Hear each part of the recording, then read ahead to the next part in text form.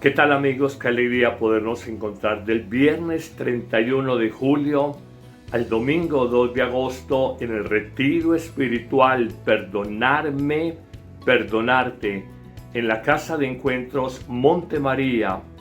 Muy a propósito de que tú y yo y todos los seres humanos somos hijos de una historia de amores y desamores, encuentros y desencuentros, aceptaciones y rechazos, triunfos y fracasos, momentos donde asumimos la vida con coraje, con parresía, pero también situaciones donde experimentamos grandes temores y miedos frente al mañana, frente a la soledad, frente a la vejez, frente a la enfermedad, y nos lastimamos interiormente. Este retiro espiritual busca sanarnos de culpas del pasado, de apegos del presente, de miedos frente al futuro. También busca reconciliarnos con personas con las que hemos tenido grandes dificultades, porque ha habido experiencias de desamor, infidelidad, rechazo, abandono de parte de otra persona que normalmente ha sido importante o significativa para nuestra vida. Es tan necesario que vivamos sanados interiormente. Es tan importante que estemos reconciliados con nosotros mismos y con los demás. No vale la pena cargar culpas del pasado, apegos del presente, remordimientos sobre una situación puntual, miedos frente al futuro, porque esa no es la ley de la vida, ni la existencia es tan larga para andar llevando espinas en el alma y construyendo cárceles en el corazón por vía de las rabias, los resentimientos, los rencores, que en último término nos hacen daño es a nosotros mismos. Busquemos no generar cicatrices en la historia de los demás, sino dejar huellas de amor, y pidamos al Señor que nos dé la gracia de sanar las cicatrices que han dejado otros en nuestra vida, haciendo aprendizaje de todas estas realidades para vivir mejor. 31 de julio, viernes al 2 de agosto, domingo, en la Casa de Encuentros Monte María. Puedes escribirnos a los números de WhatsApp que aparecen en pantalla y con todo gusto te daremos la información. Qué importante este encuentro de evangelización, perdonarme, perdonarte. Los esperamos.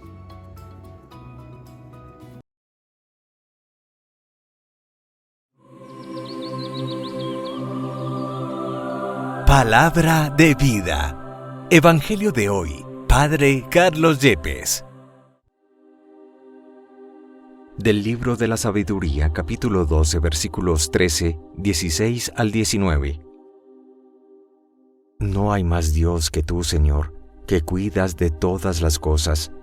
No hay nadie a quien tengas que rendirle cuentas de la justicia de tus sentencias. Tu poder es el fundamento de tu justicia, y por ser el Señor de todos, eres misericordioso con todos. Tú muestras tu fuerza a los que dudan de tu poder soberano, y castigas a quienes conociéndolo te desafían. Siendo tú el dueño de la fuerza, juzgas con misericordia y nos gobiernas con delicadeza, porque tienes el poder y lo usas cuando quieres. Con todo esto, has enseñado a tu pueblo que el justo debe ser humano, y has llenado a tus hijos de una dulce esperanza, ya que al pecador le das tiempo para que se arrepienta. Palabra de Dios. Te alabamos, Señor. Salmo 86.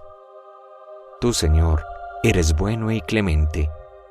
Puesto que eres, Señor, bueno y clemente, y todo amor con quien tu nombre invoca, escucha mi oración, y a mi súplica da respuesta pronta. Tú, Señor, eres bueno y clemente.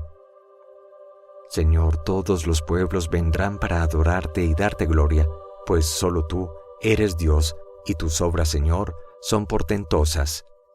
Tú, Señor, eres bueno y clemente. Dios, entrañablemente compasivo, todo amor y lealtad, lento a la cólera, ten compasión de mí, pues clamo a ti, Señor, a toda hora. Tú, Señor, eres bueno y clemente.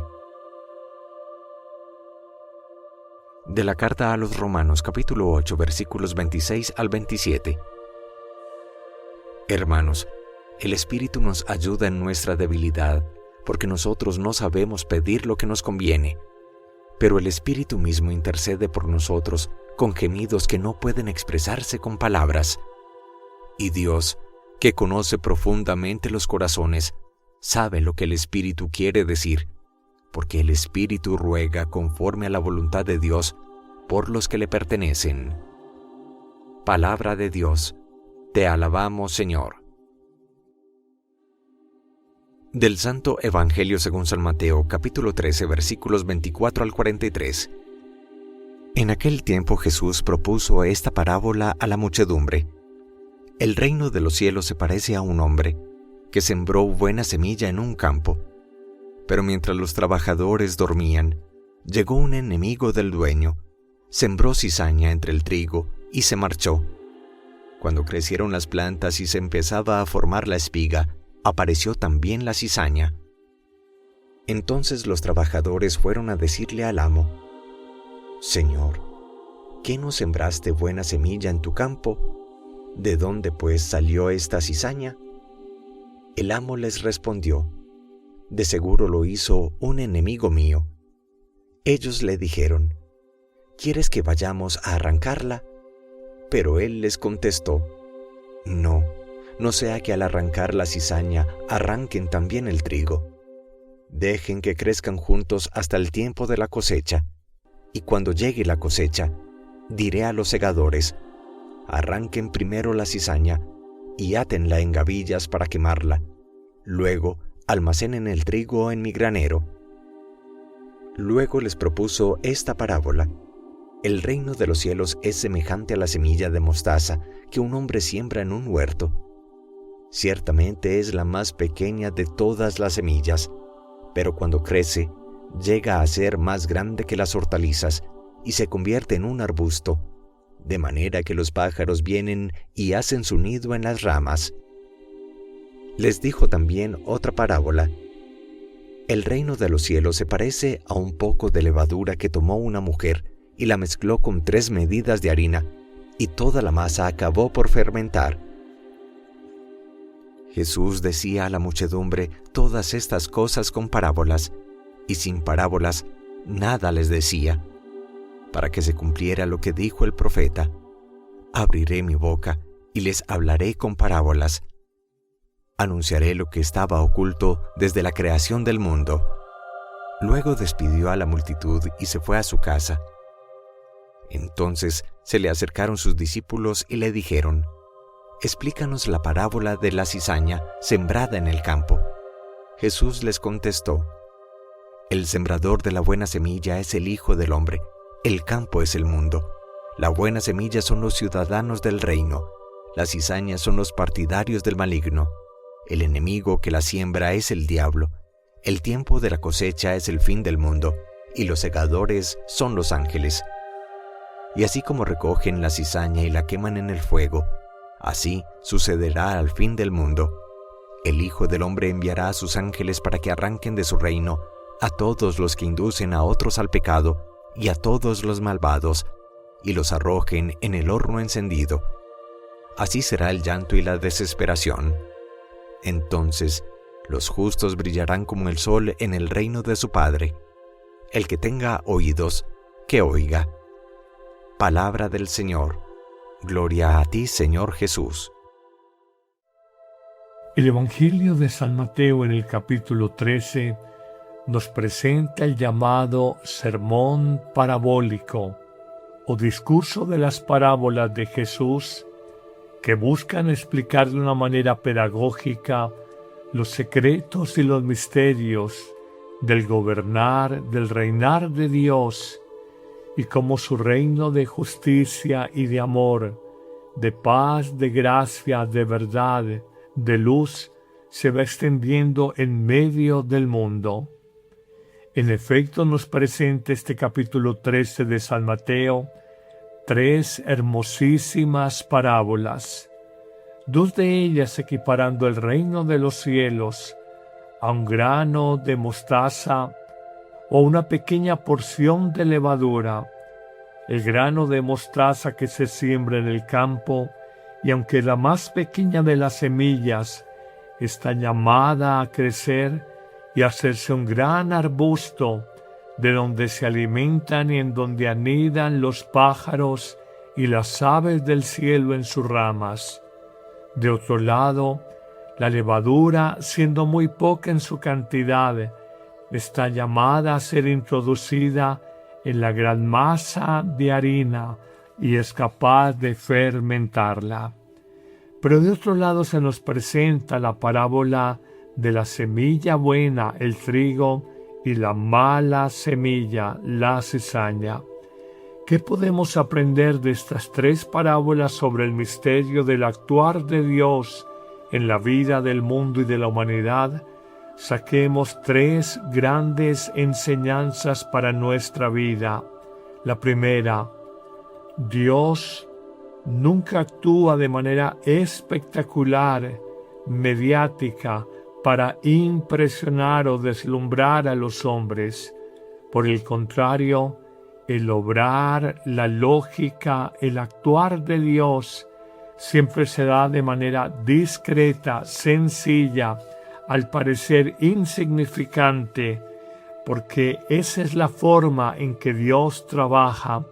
Empezó Jesús la iglesia con 12 sencillos pescadores, ignorantes más que letrados o ilustrados, hombres rudos con defectos y limitaciones, en una colonia del gran imperio de Roma, ciertamente insignificante dentro de la estrategia geopolítica del imperio romano hace 2000 años. Así actúa Dios, así va construyendo su iglesia, así va extendiendo su reino, de una manera, de una forma que desafía todas las lógicas humanas. Hoy, más allá del boato, la solemnidad, la espectacularidad, el show, lo llamativo, Dios sigue obrando en hombres y mujeres de sencillo corazón, de manera simple, en los llamados pequeños de Dios. Y allí es donde se va realizando la construcción del reino de los cielos, sin mucho ruido y por el contrario, de manera callada y silenciosa, pero con gran eficacia. En una segunda enseñanza podemos reconocer el poder intrínseco, el poder interior, la fuerza y la esencia tanto de la levadura como de la semilla de mostaza, que por ser insignificantes en su apariencia, no nos podemos dejar engañar, puesto que la levadura es capaz de transformar, de fermentar una gran cantidad de masa de harina de trigo, y la semilla de mostaza está llamada a crecer y a ser uno de los grandes arbustos en el mundo de las hortalizas, donde los pájaros se alimentan y van a hacer su nido. La obra que en silencio tú haces con tu familia, con los tuyos, con personas que realizas en buena fe, está llamada a crecer, y no te imaginas el poder de una palabra dicha con amor y el nombre del Señor, cuánto puede impactar, renovar y transformar la vida de otra persona. Así es el Evangelio, así es la palabra de Dios, enunciada de manera simple por los evangelizadores de todos los tiempos, es capaz de transformar la vida de muchos.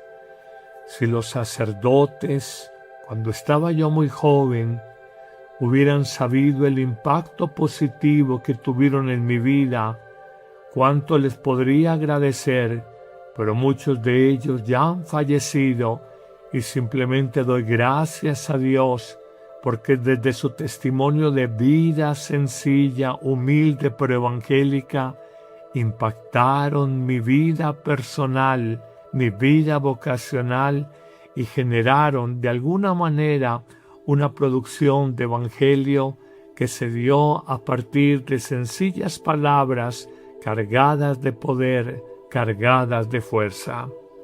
Finalmente encontramos una tercera enseñanza, quizás la más impactante de todas. Nos habla de la parábola del trigo y de la cizaña, y entra Jesús a explicar que la buena semilla, que es el trigo, la siembra el Hijo del Hombre, Jesucristo, que el campo donde es sembrada es el mundo, la humanidad, que la buena semilla son los hijos del reino, que la cizaña o mala semilla son los hijos del maligno, los hijos de la oscuridad, que el enemigo que siembra la mala semilla en la noche, en la oscuridad, sin que nos demos cuenta, es el diablo, que la cosecha se dará al final de los tiempos, que los segadores son los ángeles o enviados de Dios, y que habrá un juicio final sobre todos nosotros, un juicio de condenación, el horno de fuego eterno para aquellos que obraron con iniquidad, un juicio de salvación para los justos que brillarán como brilla el sol en el reino del Padre Dios. Y concluirá el Evangelio de hoy: el que tenga oídos que oiga, o sea que pongamos atención a estas palabras. Pero podemos detenernos aún más en la parábola del trigo y la cizaña, de la buena y la mala semilla, y señalar en este tercer punto 4 grandes afirmaciones sapienciales para nuestra vida. La primera de ellas en este punto final es que siempre, desde que el hombre es hombre, desde que el mundo es mundo, siempre se ha dado la coexistencia de bien y de mal, de buena y mala semilla.